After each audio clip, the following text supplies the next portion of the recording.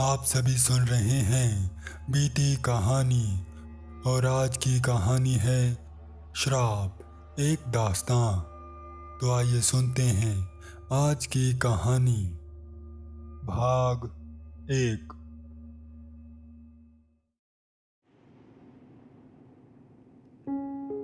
हर इंसान को अपनी करने का फल भोगना ही पड़ता है। अपने जीवन में किए गए कर्मों का फल हमें भुगतना ही पड़ेगा, चाहे वो कर्म अच्छा हो या बुरा। इंसान अपने कर्मों से नहीं भाग सकता, चाहे वो कुछ भी क्यों न कर ले। उसे अपने किए गए कर्मों की सज़ा मिलकर ही रहेगी, चाहे वो कहीं भी चला जाए। मौत के बाद भी इंसान के कर्म उसका पीछा नहीं छोड़ते, वो उसके साथ ही जाते हैं। और मौत के बाद भी इंसान को अपने किए गए अच्छे और बुरे कर्मों का हिसाब चुकता करना ही पड़ता है। कोई भी इन कर्मों के माया जाल से बच नहीं सकता।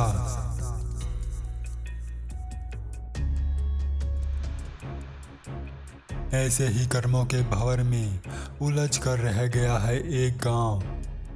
गांव के लोगों द्वारा किए गए कर्मों की छाया आज भी एक गांव को श्रापित किए हुए है। आज भी उनके बुरे कर्मों की सजा भोग रहा है यह गांव, जिसको लोग कहते हैं श्रापित गांव। सूरज के डूबने के बाद कोई भी व्यक्ति इस गांव की सीमा के अंदर प्रवेश नहीं करता। उन्हें इस बात का खौफ हमेशा सताता रहता है कि कहीं वो गांव हमें भी उन लोगों की तरह अपना शिकार ना बना ले, जैसे यहाँ रहने वाले लोगों को बनाया था। रात होने के बाद कोई भी यहाँ भूल कर भी नहीं आता, और अगर जो कोई आ जाए तो वो वापस लौट कर नहीं जाता। पास ही के गांव के लोग इसी खौफ के साए में जीने को मजबूर हैं। उन्हें बस किसी तरह अपना जीवन गुजारना है। आखिर कब तक लोग इस तरह मौत के डर के साए में जीते रहेंगे, या कभी ये गांव अपने श्राप से मुक्त हो पाएगा? राजस्थान एक ऐसी जगह जहाँ का नाम सुनते ही हमारे मन में राजा महाराजाओं के किस्से कहानियाँ उभरने लगते हैं, और इसके साथ साथ यहाँ फैला हुआ थार मरुस्थल के दृश्य हमारे मन में उभरने लगते हैं। थार मरुस्थल के बड़े बड़े रेत के टीले और भीषण गर्मी में उड़ती हुई रेत के वो दृश्य हमें बताते हैं कि यहाँ रहना कितना कठिनाइयों से भरा हुआ है। यहाँ की मिट्टी के कण कण में न जाने कितने किस्से, कहानियाँ और न जाने कितने ही राज दफन हैं, जो चीख चीख कर अपने अस्तित्व के बारे में बयां करते हैं। यहाँ पग पग पर एक नई कहानी हमें सुनने को मिलती है, और ऐसी ही एक अनसुनी कहानी के गवाह बनने दो दोस्त चले जा रहे हैं उस राज की ओर, जहां जाना उनके जीवन की सबसे बड़ी गलती साबित हो सकती है। वो दोनों दोस्त मौज मस्ती के साथ और आसपास के नज़ारों का आनंद लेते हुए चले जा रहे हैं।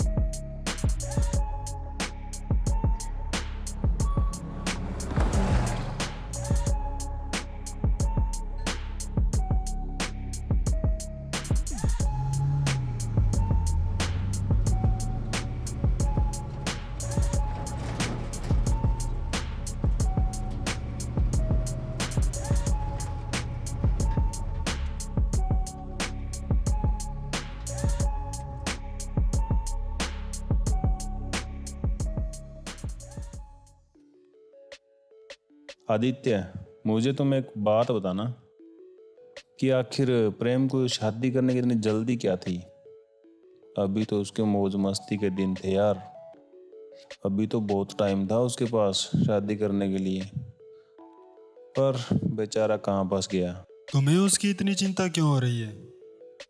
उसकी फिक्र करने के लिए उसका पूरा परिवार है। वो सब तो ठीक है, लेकिन क्या वो शादी के बाद भी अपने गांव में रहेगा या फिर शहर में शिफ्ट हो जाएगा? वो तुम उससे ही पूछ लेना। और जब तक हम वहां पहुंच नहीं जाते, तुम बातों पर नहीं, गाड़ी चलाने पर ध्यान दो। गाड़ी चल तो रही है और यहाँ ध्यान देने को है ही क्या। तुम्हें दूर दूर तक कोई दिखाई दे भी रहा है यहाँ पर? हम जब से शहर से निकले हैं यहाँ कभी कभार ही कोई दिखाई देता है। पूरा का पूरा इलाका सुनसान और वीरान पड़ा है। दूर दूर तक कोई दिखाई नहीं दे रहा है यहाँ पर। और ऊपर से ये गर्मी, ये तो पूरी जान लेकर ही मानेगी। पता नहीं यहाँ के लोग कैसे रहते हैं यहाँ पर। यहाँ के लोग सालों से यहाँ रहते हुए आ रहे हैं, शायद इसीलिए वो इस मौसम और यहाँ के माहौल के हिसाब से ढल गए हैं और यहाँ जीना सीख लिया है। उन्हें आसपास जो नज़ारे दिखाई दे रहे थे वो उनके सफ़र को और भी मज़ेदार बना रहे थे। वो यहाँ के रहन सहन को देख काफ़ी अचंभित थे। ऐसा कुछ उन्होंने इससे पहले कभी नहीं देखा था। ये उनके लिए एक अलग अनुभव था। वो दोनों आसपास जो कुछ भी दिखाई देता उसे देख अपने अपने विचार एक दूसरे के सामने प्रकट करते।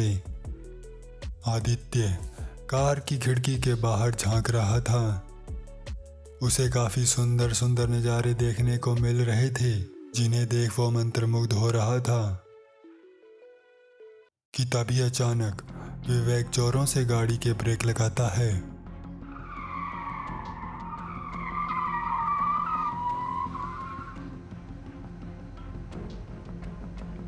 जिससे आदित्य का सिर गाड़ी से टकराने से बाल बाल बच जाता है। क्या कर रहा है? ध्यान कहाँ है? क्या हुआ? किसी को ठोक तो नहीं दिया तूने? पता नहीं, देखता हूँ। वो तो अचानक आगे आ गया। कौन? किसकी बात कर रहा है? दोनों के होश उड़े हुए थे। उनको कुछ भी पता नहीं चल रहा था कि अभी अभी हुआ क्या। वो दोनों गाड़ी से नीचे उतरते हैं और दोनों गाड़ी के पीछे की ओर जाके देखते हैं, लेकिन उन्हें वहाँ कोई भी दिखाई नहीं देता। वो पीछे सड़क पर नज़र मारते हैं, लेकिन उन्हें वहाँ भी कोई दिखाई नहीं देता। उन्हें कुछ भी समझ नहीं आ रहा था कि आखिर हुआ क्या। फिर वो आगे जाके देखते हैं, लेकिन वहाँ पर भी कोई नहीं था। वो दोनों सोच में पड़ जाते हैं। ध्यान कहाँ रहता है तुम्हारा? अरे यार, मेरा यकीन कर, कुछ तो था। मैंने खुद उसे देखा है। एक व्यक्ति हाथ में एक डंडा लिए हुए अचानक मेरे आगे आ गया था। ऐसा क्या? यार, मैं सच कह रहा हूँ। तुम्हें कोई भ्रम हुआ होगा। वैसे भी गर्मी बहुत है, शायद इसी वजह से जो नहीं है वो भी तुम्हें दिखाई दे रहा है। ऐसा कर, पानी पी ले और कुछ देर आराम कर ले। गाड़ी मैं चला लेता हूँ, ठीक है? भाई जी, आप मन्ने आगे तक छोड़ दोगा कि? कौन है? अरे भाई जी, थे तो डर गया। मैं तो यहाँ पूछा हो कि मन्ने अगले गांव तई छोड़ दोगा कि? मन्ने आगे जानो है, कोई साजन को नहीं मिलना लाग रहे हो। देखिए, आप क्या बोल रहे हैं, हमें कुछ समझ में नहीं आ रहा। शायद ये कह रहे हैं कि इन्हें आगे वाले गांव में जाना है। हाँ भाई जी, थे समझ गया। छोड़ दोगा कि? हाँ चलो, हम आपको छोड़ देंगे।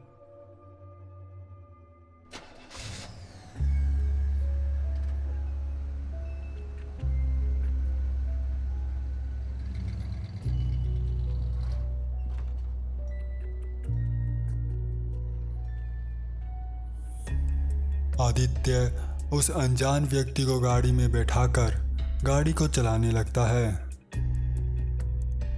गाड़ी में पूरी तरह से शांति थी। विवेक भी चुपचाप बैठा था और वो व्यक्ति भी चुपचाप बैठा बस गाड़ी को ध्यान से देखे जा रहा था। थे किसे गाम जाओ भाई जी?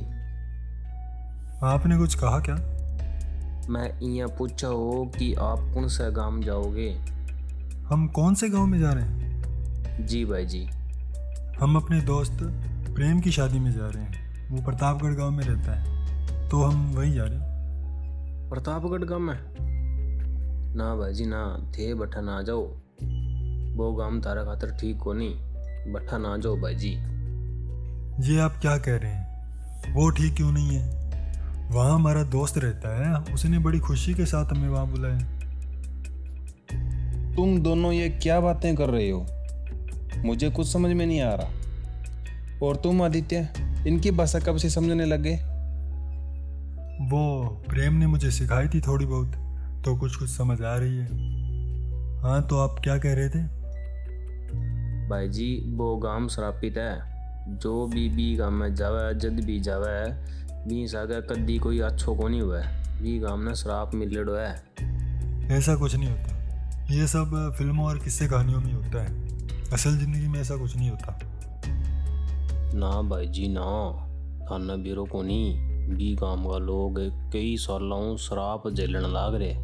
बी गांव ने श्राप लागेड़ो है। मेरी मानो तो थे बी गांव में ना जाओ, बढ़िया रेसी।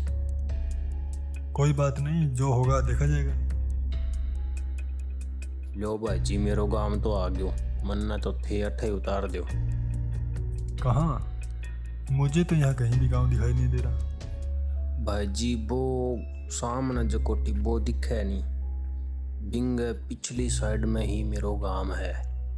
और एक बात मेरी थे मानो, बी गांव में ना जाओ। बाकी थारी सलाह है। और मन्ना अट्ठा तक छोड़ने तक थारो बहुत बहुत धन्यवाद। क्या कह रहा था ये? कह रहा था कि हम जिस गांव में जा रहे हैं वो गांव श्रापित है, वहाँ जाना ठीक नहीं है, ऐसा हो जाएगा वैसा हो जाएगा। अब इनको कौन समझाए कि ऐसा कुछ नहीं होता। इसमें इनका कसूर नहीं है। गाँव में ऐसी बातें तो आम होती है। वो तो है। चलो अब तुम इधर आओ, कार अब मैं चलाऊंगा। नहीं, पीछे जो तूने किया उसके बाद तो बिल्कुल नहीं। अरे यार, अब ऐसा कुछ नहीं होगा। तू गाड़ी दे इधर। चलो ठीक है, लेकिन ध्यान से।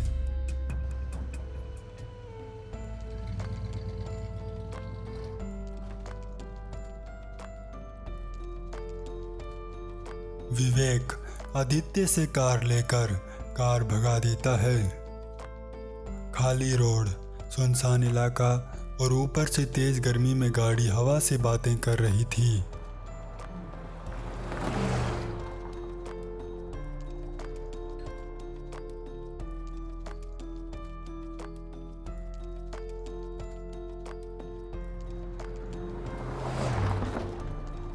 एक रेत के टीले के ऊपर तो दूसरे के नीचे गाड़ी हवाई जहाज की तरह उड़ी जा रही थी।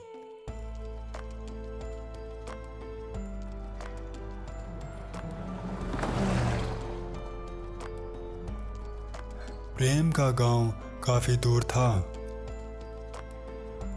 उनकी गाड़ी छोटे मोटे रास्तों से होती हुई उड़े जा रही थी।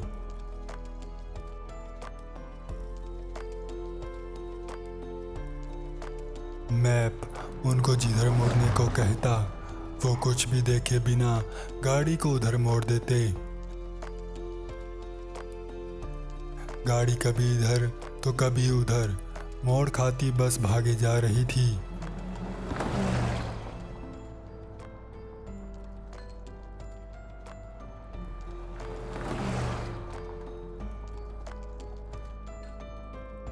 और उनकी मंजिल नजदीक आते जा रही थी।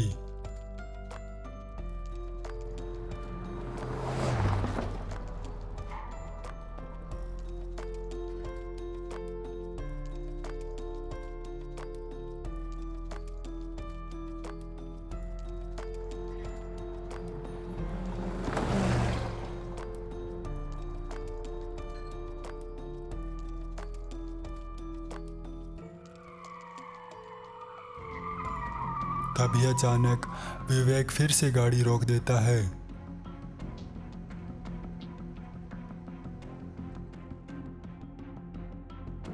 अब क्या कर दिया तूने? देख भाई, इस बार मैंने कुछ नहीं किया, ये अपने आप बंद हुई है।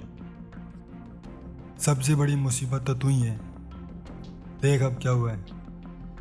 देखता हूँ यार, गुस्सा क्यों हो रहा है?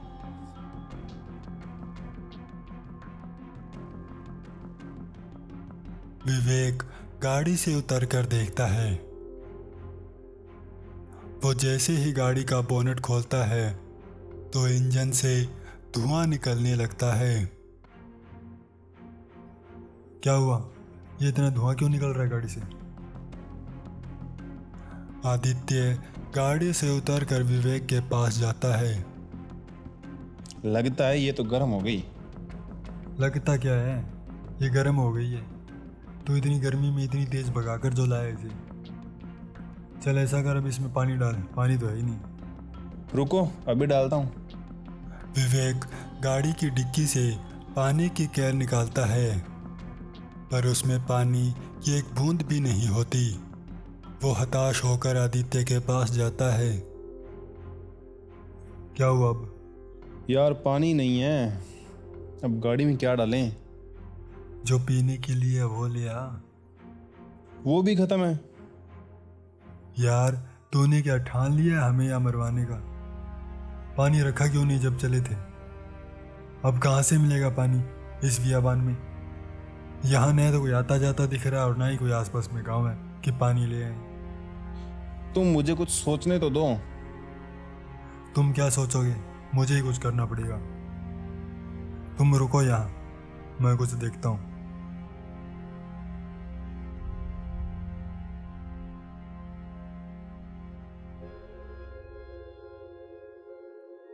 अब इनकी कहानी कौन सा मोड़ लेगी, जानने के लिए सुनते रहिए श्राप, एक दास्तां। आपको ये कहानी कैसी लगी हमें ज़रूर बताएं।